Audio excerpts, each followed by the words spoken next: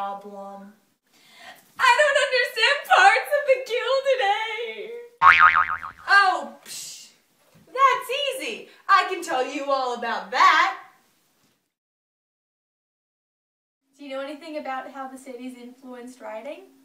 It's funny you ask. I was just reading about that. Doesn't that have to do with urbanization? Cities required people to work either in a factory or as a laborer. People could not produce things there like they could on a farm.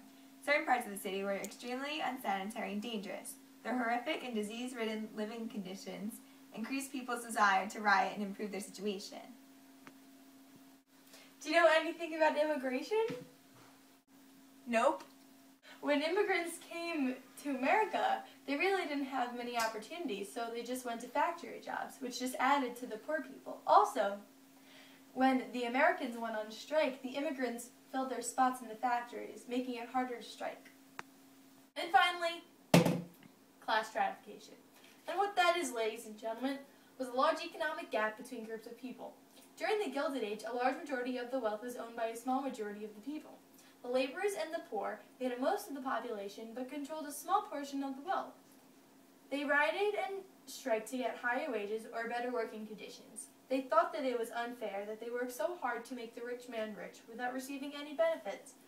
As those feelings intensified, riots got more extreme. People got more radical in their rioting techniques because the situation called for it. People were having a harder time feeding their families and wanted serious change. So, when the people became more poor, they went to greater extremes to get what they wanted: money. Oh, this isn't so hard. And it's really interesting. Here's a nice story from my personal friend, Ed Bears.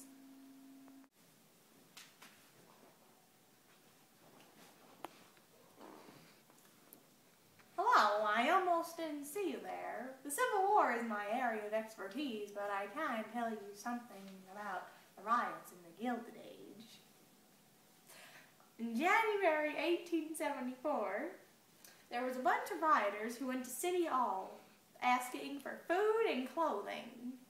But the policemen said that they weren't allowed to go, so they went to Tompkins Square.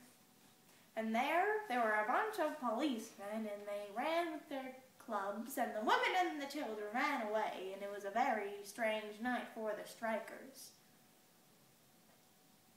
Thank you for your time.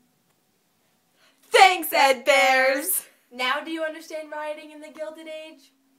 Yes, I do.